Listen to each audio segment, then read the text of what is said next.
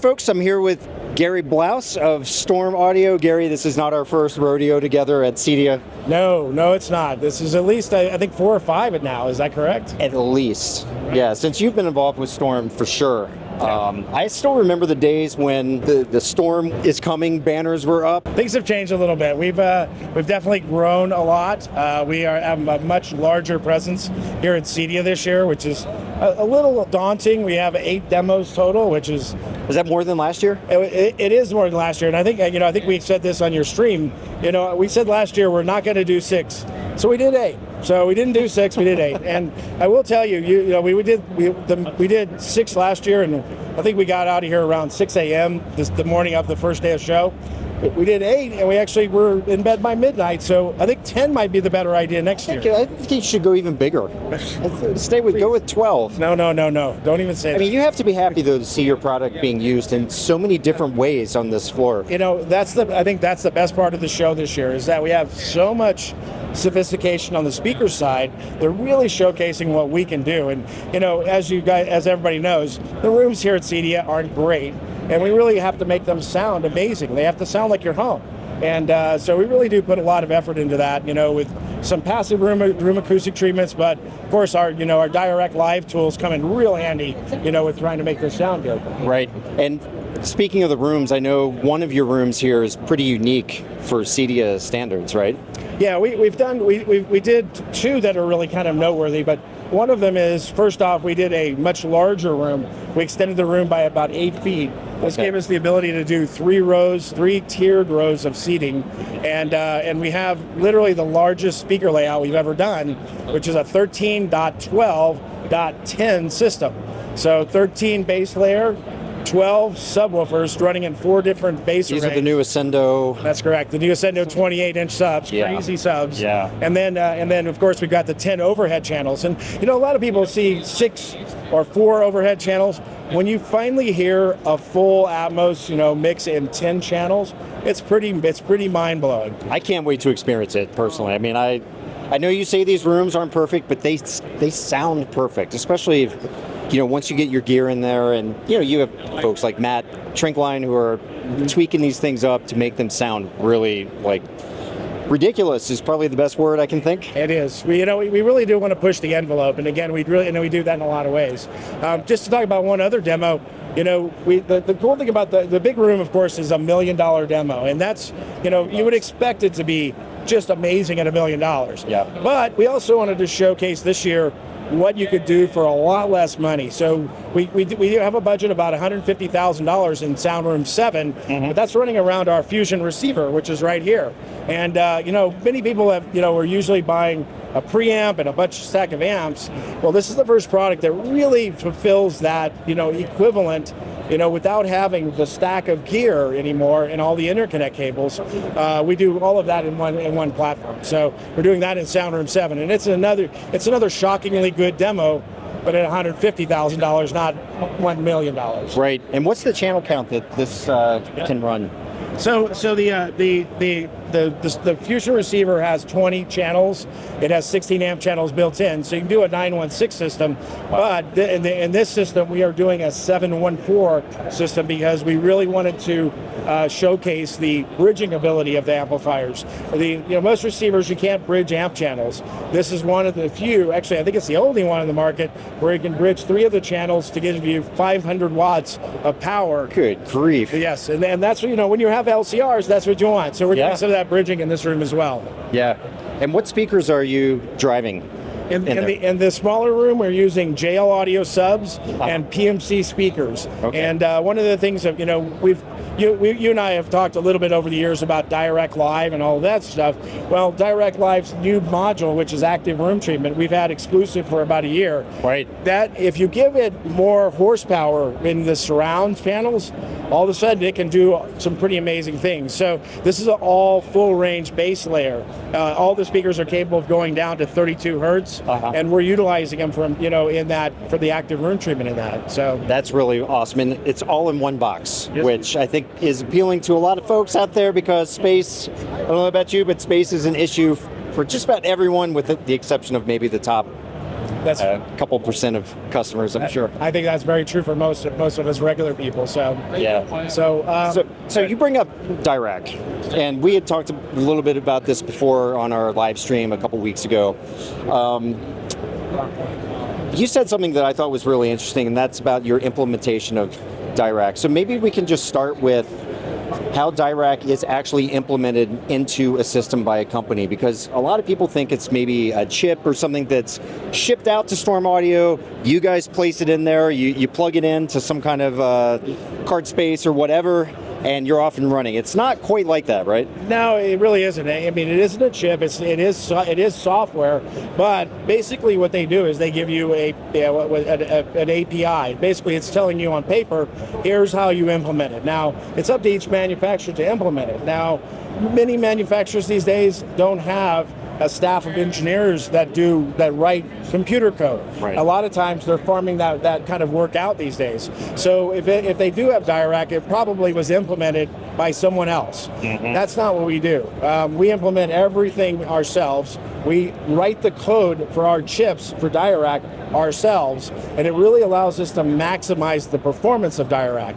The Dirac on our products and Dirac on everyone else, vastly different, and it really boils down to the horsepower of the chips that we use. The processing power that you have internally. That's correct. So with Dirac, it works best when you give it as much power as it can have. And our top products, we run it on 2 separate ARM4 processors. In our base models, we run it on 1. But many people are not even doing that. They're running it segmented on a chip, let's say. So it's really important that it has all that horsepower. Yeah. And you're really able, one of the things that there is a measurement of it. We call it filter taps. We have 3,076 filter taps. 3,076? That's correct. And the most other products have 1,024 or less.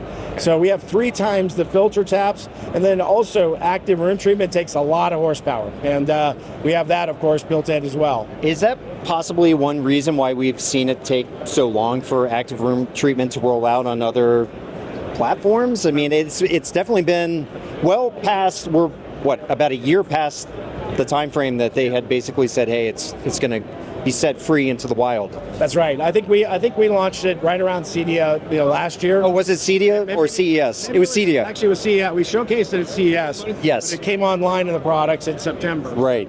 But one thing to say is, again, active room treatment is the pinnacle of what Dirac has been striving to produce as far as an outcome of their algorithm, and they've been really writing code up to all this time to get to this point. Mm-hmm. Now, the one thing to say about active room treatment is Dirac Live has been pretty much a press and play kind of thing. You didn't have to have a lot of expertise to use it. Well, active room treatment has kind of changed that, and I think that's why other manufacturers haven't implemented it, because it isn't press and play. It is a little bit, but if you really want to maximize it, you got to fine tune it a little bit, and it takes a little more than just pressing one button. You got to really know what you're doing. That's and right. I played around with it on my system. It is confusing and difficult. I wouldn't say confusing, but it's definitely, you have to up your game quite a bit.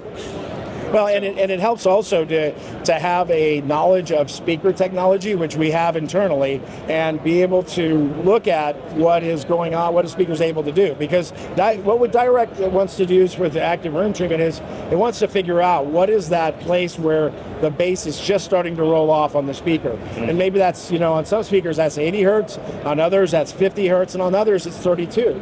And so it's really looking for where it can get as far down as it can go.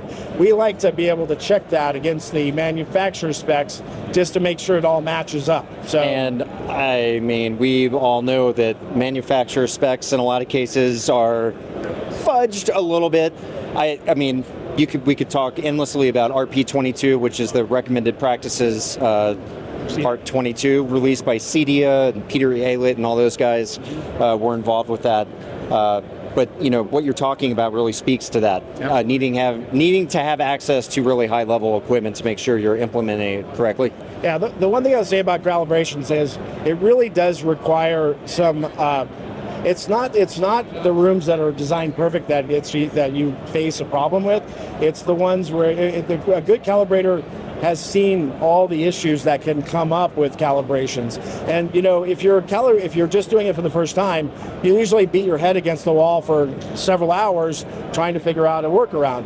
A good calibrator already has faced that and knows what to do, and just clicks a couple of buttons, and there it's done. Right. So, great. And you guys have a good calibrator on your staff. Yeah, we do. We actually have two now. Oh, you have two? Yeah, we have Matt Trinkland, of course, you know quite well. Yep. And Matt's been with our team for about 3 years, and we just hired a gentleman named Chris Dola, and Chris will also be doing calibrations. Fantastic. And really, the thing I to say about that is, we do on the order of 70 to 100 a year.